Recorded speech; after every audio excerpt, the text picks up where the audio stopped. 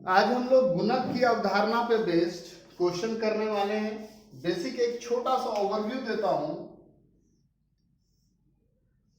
ये आपका AD curve है, ये आपका एएस कर्व है, ये एएस कर्व है, ये एडी कर्व है, ये इक्विलिब्रियम पॉइंट है और इस इक्विलिब्रियम पॉइंट पे एक्स एक्सिस से इस इक्विलिब्रियम पॉइंट से एक्स एक्सिस पे परपेंडिकुलर डालें तो ये आपको बता रहा है कि नेशनल इनकम, राष्ट्रीय आय कितनी है। अब किसी भी इकोनॉमी में जो है ये टेंडेंसी रहेगी, ये कोशिश होगी कि हमें भाई इस इनकम को बढ़ाना है। इनकम को बढ़ाना है तो इनकम को बढ़ाने का क्या तरीका होता है? आप इन्वेस्ट कीजिए। तो सपोज कीजिए कि हम क्या कर रहे हैं, हम एक छोटा सा इन्वेस्टमेंट डाल रहे हैं। उसे मैंने डॉटेड लाइन से बढ़ाया। जैसे ही आप इन्वेस्टमेंट करेंगे, जैसे ही ये मैंने क्या किया, ये एक छोटा सा इन्वेस्टमेंट किया, डेल्टा आई, इन्वेस्टमेंट में एक चेंज लाया। तो जैसे ही इन्वेस्टमेंट में चेंज लाएंगे तो ऑब्वियसली निवेश में परिवर्तन हुआ। निवेश, और ये निवेश में जो परिवर्तन हुआ ये क्या करेगा? मांग में भी परिवर्तन करेगा। निवेश जो है वो क्या करेगा? मांग में भी परिवर्तन करेगा। और मांग में परिवर्तन करेगा तो क्या होगा? आपने इन्वेस्ट किया है तो एग्रीगेट डिमांड बढ़ जाएगा आपका। तो ये आपका नया एग्रीगेट डिमांड हो गया। अब ये कहां पे काट रहा है? एस कर्व को इवन पॉइंट पे। इवन पॉइंट के करस्पॉन्डिंग अगर आप एक्स एक्सिस पे डालिए तो आप यहां क्या देख रहे हैं? ये निवेश बहुत छोटा सा है, राष्ट्रीय आय में चेंज आया और वो क्या आया? राष्ट्रीय आय में वो जो चेंज है डेल्टा वाई, वो क्या है? के टाइम्स डेल्टा आई है। ये के क्या है? गुणक। ये क्या करता है कि इन्वेस्टमेंट को एक सर्टेन टाइम मल्टीप्लाई कर देता है और जिसका इम्प्लीकेशन है आपका जो राष्ट्रीय आय है, आपकी जो राष्ट्रीय आय है वो बढ़ जाती है, उसमें इंक्रीमेंट आ जाता है। तो बेसिक गुणक का ये थीम है। मेरे पिछले वाले वीडियो में आपने देखा भी होगा कि इसे इन सारी चीजों को मैंने ग्राफ पेपर पे समझा रखा है। तो अभी फिलहाल हम न्यूमेरिकल्स पे फोकस करेंगे और यहाँ पे मैंने कुछ न्यूमेरिकल्स लिए हैं और बेसिक ये तीन फॉर्मूले हम लोग यूज करने वाले हैं। आप यहाँ देख रहे हैं k equals delta Y by delta I, k equals 1 by MPS, k equals 1 minus MPC. थोड़ा सा एक्सप्लेन भी कर देता हूँ। एमपीएस क्या है? एमपीएस है marginal propensity of saving, marginal propensity of saving. Basically ये delta S divided by delta Y. Income में चेंज होने से सेविंग में क्या चेंज आएगा इसका रेशियो है। और एमपीएस, एमपीसी ये होता है delta C by delta Y. ये क्या है? आपका marginal propensity to consume, marginal propensity of consumption, सीमांत उपभोग प्रवृत्ति जिसे कहते हैं हिंदी में, सीमांत उपभोग प्रवृत्ति। और अगर फॉर्मूला में देखें, तो फॉर्मूला में होता क्या है कि एमपीसी और एमपीएस मिल करके 1 होता है। एमपीसी और एमपीएस मिल करके 1 होता है। ये सारा मेरे पिछले वीडियो में प्रूव हो रखा है। तो आइए सीधा सीधा न्यूमेरिकल पे आते हैं। यहाँ क्वेश्चन नंबर 1 में कह रहा है कि एमपीसी दिया हुआ है आपको 0.5, बोलता है गुणक निकालो। ठीक, कोई दिक्कत नहीं है। गुणक k इक्वल्स क्या है? k इक्वल्स क्या होता है? ये वाला फॉर्मूला हम लगाएंगे, 1 माइनस एमपीसी। 1 माइनस एमपीसी कितना है? 0.5। एक में से आधा गया तो आधा, एक को आधे से डिवाइड करेंगे तो 2। अब डेसिमल हटा लीजिए, यहाँ 1 डिवाइडेड बाई 0.5 है, ये डेसिमल हटाने के लिए ऊपर 10, ये क्या हो गया? 10/5। 10/5 को आप 2 लिख सकते हैं। क्वेश्चन नंबर 2, क्वेश्चन नंबर 2 में क्या कह रहा है? क्वेश्चन नंबर 2 में आपसे कह रहा है कि अगर एमपीएस दे रखा है, आपको एमपीएस गिवन है 0.25, बोलता है गुणक निकालो। तो मल्टीप्लायर का ये वाला फॉर्मूला लगाएंगे। k इक्वल्स क्या हो रहा है?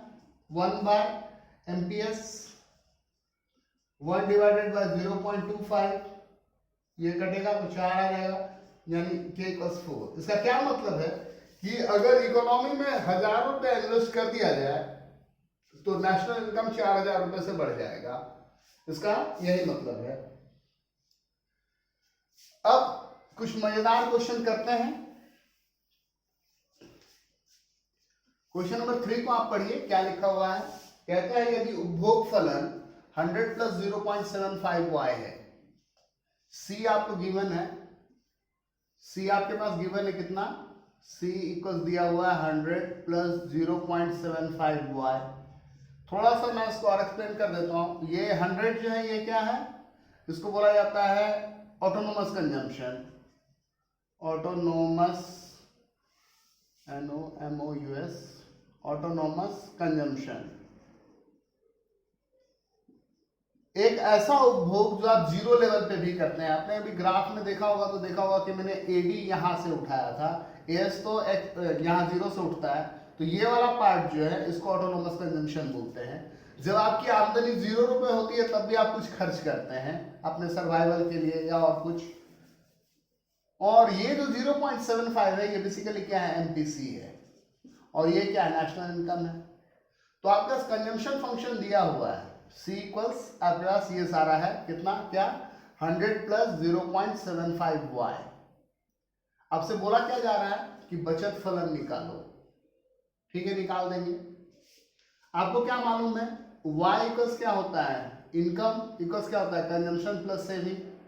आपको सेविंग चाहिए ना, यानी S इक्वल्स क्या हो जाएगा, y माइनस सी, y माइनस, और c की जगह पर यहाँ क्या है 100 प्लस 0.75y,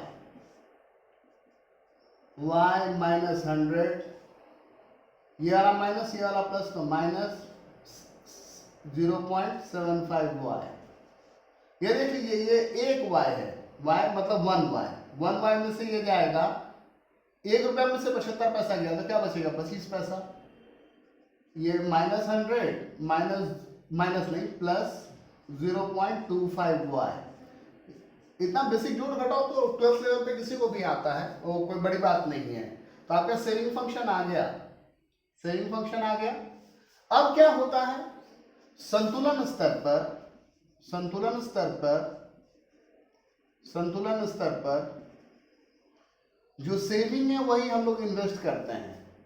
तो आपका सेविंग आ गया है -100 प्लस 0.25y, और आपका इन्वेस्टमेंट का एक्सपेंडिचर गिवन है कितना,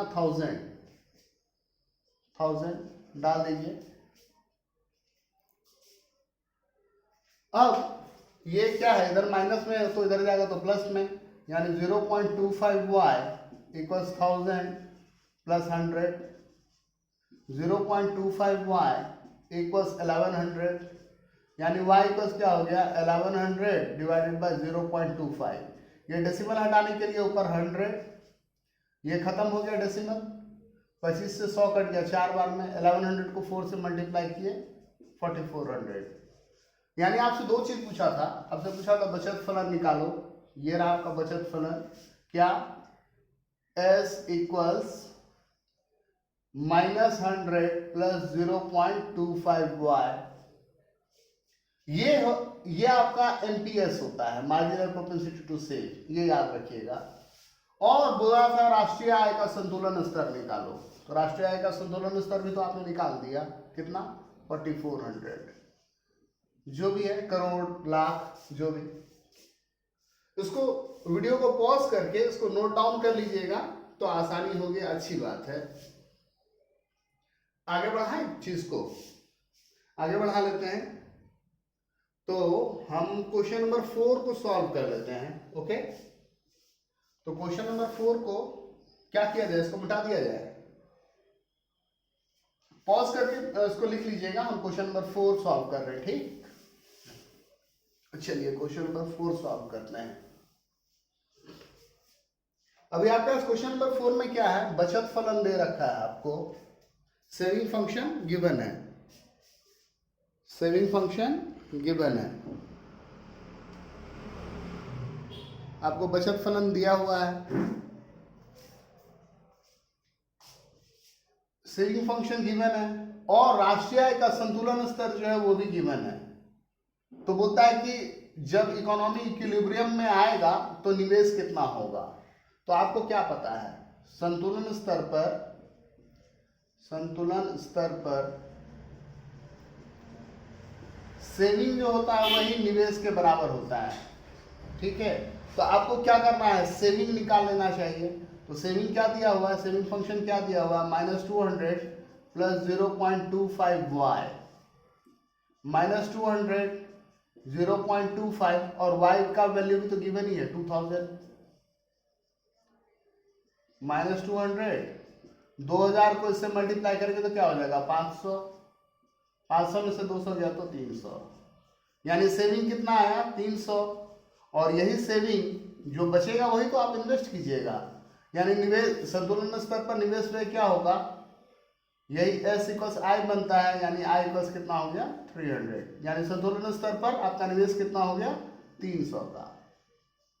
अब पूछता है कि संतुलन स्तर पर उपभोग, है ना, तो आपको क्या पता है पार्ट 2 के लिए, ये तो पार्ट 1 था, पार्ट 2 के लिए आपको क्या पता है कि y = क्या होता है C + S, consumption plus saving. आपको इनकम मालूम है 2000, कंजम्पशन मालूम नहीं है, बट आपको सेविंग मालूम है कितना 300। ये इस तरफ आ जाएगा तो कंजम्पशन = 2000 - 300, यानी कंजम्पशन = 1700। तो आपके पास अब क्या हो गया, आपने सारा निकाल लिया, कंजम्पशन में निकाल लिया।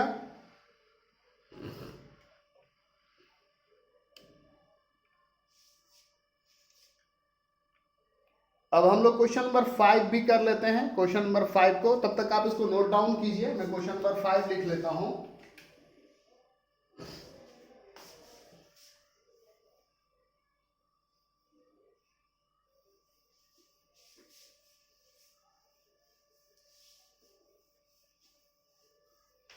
क्वेश्चन नंबर 5 में आपसे कहा जा रहा है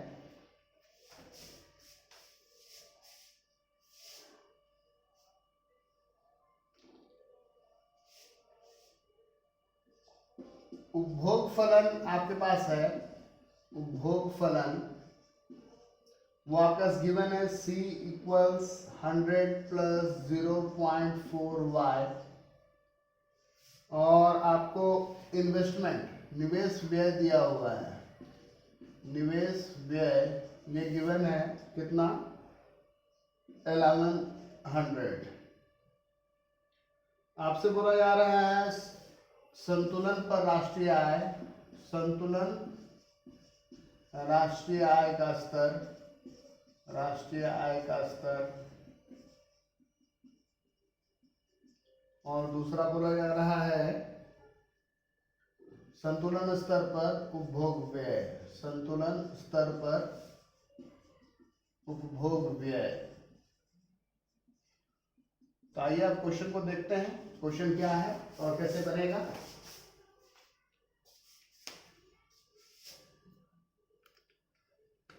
क्वेश्चन को एक बार फिर से देख लेते हैं, क्वेश्चन क्या कह रहा है आपसे। क्वेश्चन नंबर 5, आपने क्वेश्चन नंबर 4 लिख लिया होगा शायद अभी तक। चलिए थैंक यू, अच्छी बात है, इसको मैं मिटा देता हूं। क्वेश्चन नंबर 5 को बनाएंगे, चूंकि हड़बड़ी में लिखा है इसलिए हैंडराइटिंग थोड़ी अच्छी नहीं है, इसके लिए सॉरी। हाँ, तो आपका C कितना है, आपका कंजम्पशन फंक्शन गिवन है, C = दिया हुआ है 100 + 0.4y, और इन्वेस्टमेंट आपको दिया हुआ है। तो भाई इन्वेस्टमेंट तो सेविंग से होगा ना, तो यानी आपके पास आपको क्या करना होगा, आपको पता है कि इन्वेस्टमेंट सेविंग के बराबर होता है, यानी आपको ये सेविंग फंक्शन निकालना होगा। तो हम सेविंग निकाल लेते हैं। y = क्या होता है C + S, y, C आपके पास कितना है ये चीज, यानी S = क्या हो जाएगा y - C, y - C की जगह पे क्या है 100 + 0.4y,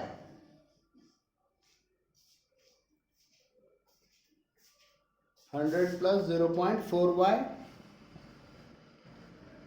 और अब कैलकुलेशन कर लेते हैं।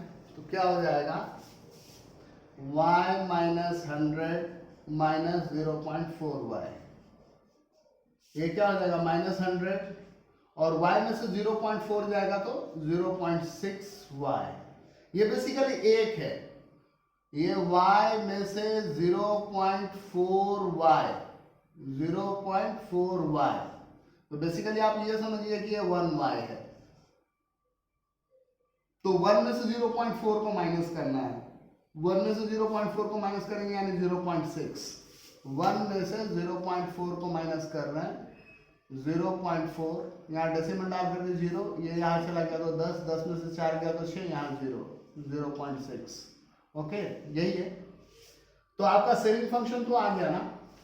अब ये इक्विलिब्रियम पे आपको क्या पता है, इक्विलिब्रियम लेवल पे आपको क्या पता है कि सेविंग ही इन्वेस्टमेंट होता है, सेविंग ही इन्वेस्टमेंट होता है।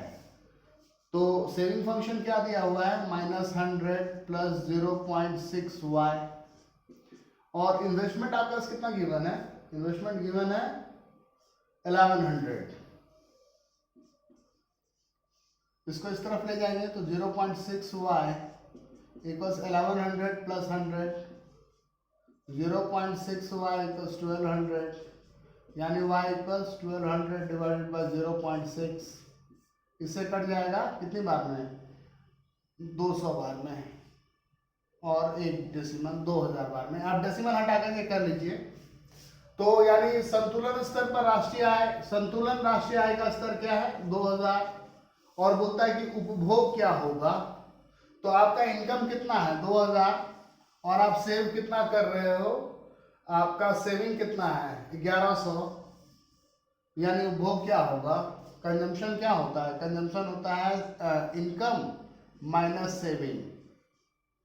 तो इनकम है 2000 और सेविंग जो है वो, सेविंग बेसिकली इन्वेस्टमेंट के टर्म में है, और इन्वेस्टमेंट दिया हुआ है आपको 1100, तो वो माइनस कर दीजिए 1100 यानी 900 रुपया।